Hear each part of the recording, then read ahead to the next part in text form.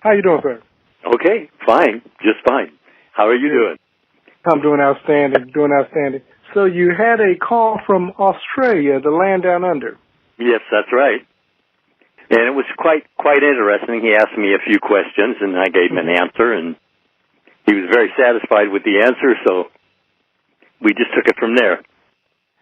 So many people want to know how to manifest, but they don't realize that they are manifesting.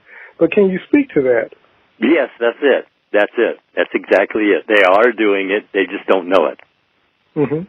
And when you don't know it, you can get yourself in trouble. Absolutely. I think that, with things like, and Neville really did not make it a secret. He didn't make it complicated. But when you have things like the book The Secret, and these are great programs. I mean, you listen to Dr. Wayne Dyer and you listen to other speakers. Yes. Sometimes this stuff, as it were, can sound almost magical or beyond our reach. That's not the case, is it? No, it isn't. It isn't beyond our reach. Whatsoever is possible for anyone. That's the whole story. It's all or nothing. That's the way it goes. You either get it or you don't. And I think that's the challenge, because I think that many of us have taken the simple principles, the simple teachings of Jesus, and we've made them so complicated. Yeah, that's it. That's what the churches do a lot. Mm-hmm. They make it complicated because they give you so much information that nobody can weed through it, not reasonably understanding anything. Because I know, I listened to a lot of it, I read a lot of it, and I didn't get it. I just didn't get it. But when I heard Neville said it in a way that it was wide open. And that really encouraged me to seek further and further. As we're talking about manifesting, and we're talking literally about, how the church is really complicated, I think that there's a benefit, whether the teachers of the church realize it or not, the teachers of mass confusion. And they don't mean to be in confusion. I didn't mean to be in confusion when I was in church and when I was teaching in church. I really thought that I had the message, and I thought that I was conveying that message, of course, until I heard something more. Well, that's it. You just have to be ready to accept new ideas, because they're there. They're out there. I know they're out there. I hear them, and if I hear them, I know everybody else hears them. But hearing it, that's not enough. You have to actually implement it. And you have to be an actor rather than just a reactor. So that's what we're looking for. And actually, I've been asked, how do you feel you're qualified? Well, I'm not. I didn't get qualified. The question was initially, how is it that you're qualified? And you said, I'm not qualified. But in listening to you in our conversations, one of the things that you've always told me is that what you have is first-hand knowledge, revelation knowledge. That's that teaching that has been taught by Jesus, because, of course, they said, how is he teaching these laws and these principles when he's unlearned? And that was even said about his disciples for the most part. So you kind of go back to what was basically conveyed by Jesus and his disciples, that it's not by the knowledge of men, but by the knowledge of divine revelation as we go into the silence. Yes, that's it. And like I said, the magic is in the silence, and you have to learn to be patient with yourself. That is imperative, that you be patient with yourself, because if you are, you'll learn all the secrets you're given to know. You are supposed to know, but it is your responsibility to show up and claim the knowing. That's what it's about, knowing what to do. But doing it is the thing.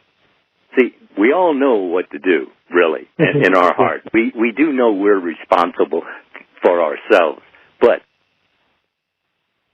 it still takes focus on what you're hearing to actually implement it into your life. That's the hard part. It's just being patient with yourself. I mean, I know you know that.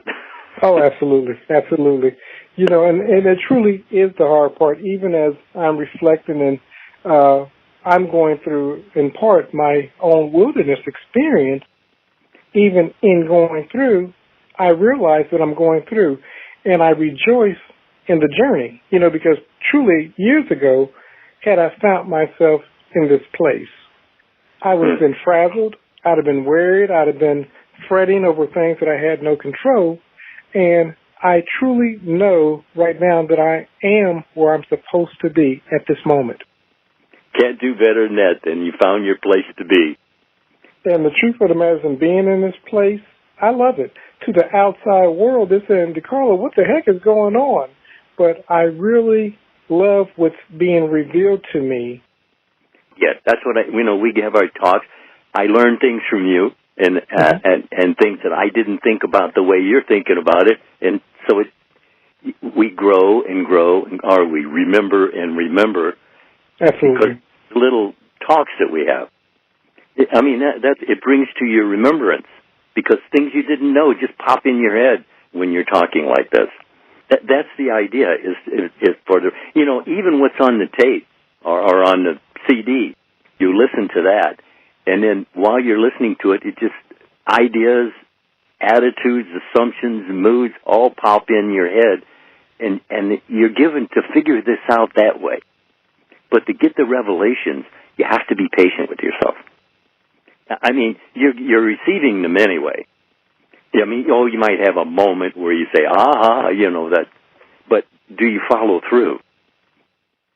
We have this aha moment, and we say, man, that was interesting, and we forget about the revelation that was given to us in the moment.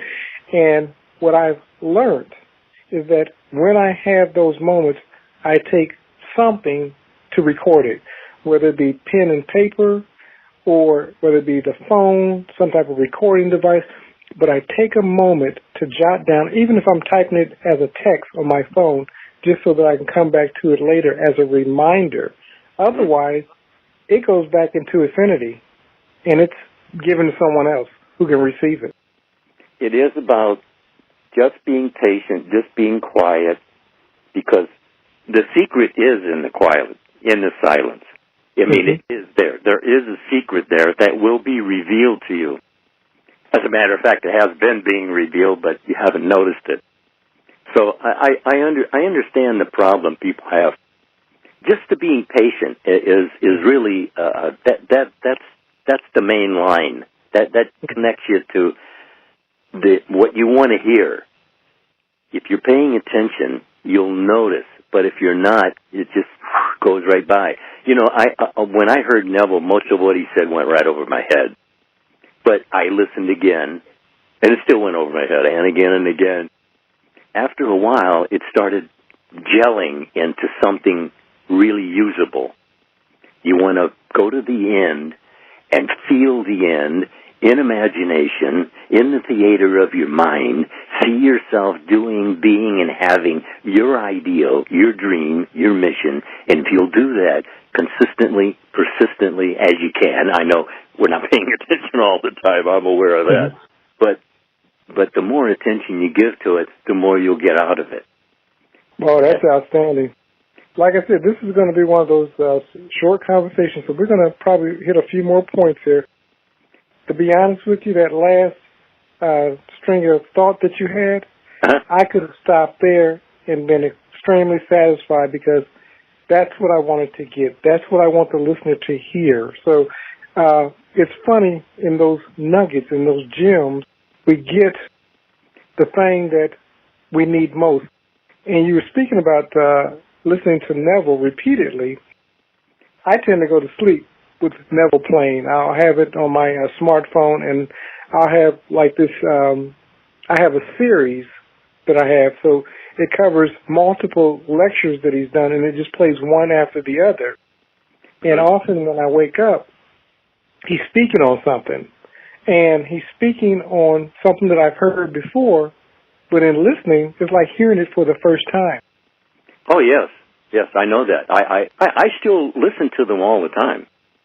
Thing of it is that we waste so much time. We don't realize we're wasting time until we're looking for it. Mm-hmm. But we waste so much time doing silly little things when we could be pinpointing our future. Because, look, what you're thinking about is your future. As you think, you are your future, minute by minute. So if you get that idea and then put it on the burner and let it burn for a while, see what you're trying to get in the message, because the message is your message first person. God sent you a message every day of your life, and you didn't get it. But if you got it, it'll expand and expand and expand. You'll know all there is to know to change your mind, change your world.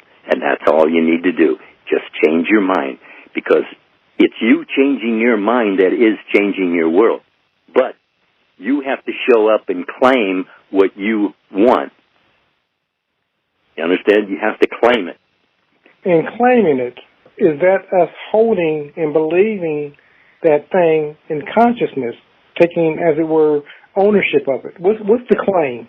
Yes, that is a claim. A claim is saying, I am that, what I want, what I'm looking for, because what you're looking for is actually looking for you.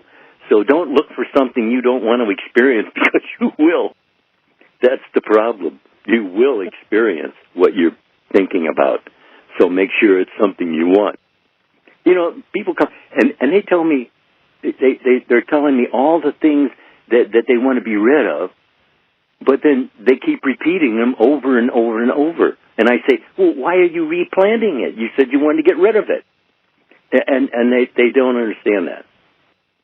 You can't stop thinking about it. Well, yeah, you can. I can in a shin. You've actually taken the claim and made it simple.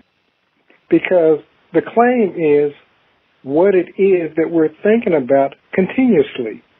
So in shifting thought, like you stated, if I kick you in the shin, then your focus is no longer going to be on that thing that you thought was a problem, but my kick in the shin. Just kick yourself in the shin. That's, there's nobody else around. Whatsoever is what is given. Whatsoever. That's not a slang word. That means whatsoever is already given you. You have the gifts. You're told that worshiping God is using His gifts. Well, then you must already have them. You have talents you haven't even dreamed of yet. I know that because I've been receiving messages about things that I had no idea whatsoever about. But they're there if you'll feel after them. Feel after Him, and you'll find Him. And the Him you find is you doing, being, having your ideal, your dream. I do hope you have a dream. I find that most people, even private interviews, they come and all they're doing is complaining. And then they wonder why they're getting more to complain about. The idea is to focus on your dream, to play out your dream. Dream the dream. That's what we're told to do, not the nightmare. Yeah, that's it. People come, and what they're generally thinking about are nightmares. And worrying is the opposite of faith. And your faith sets you free. Not those negatives, though. They talk about mind washing, A cleansing. Actually, that's a good thing. You should have mind washing. You should wash out, like Jesus went in and threw out all the money changers and that. Well, that was his own mind. He's clearing out his own mind because he gets caught up in what's going on around him, nobody else. But you can change your mind, change your world. You had a lot of good stuff. What I'm hoping is to be able to, those people that say, I want to join your Facebook group, I want to be able to give them something special. I don't want, when you're online, you get all that stuff that we put out there anyway. But, for those people that are part of that special group, give them a little more. And that's what I'm hoping with this, is to give them a little bit more.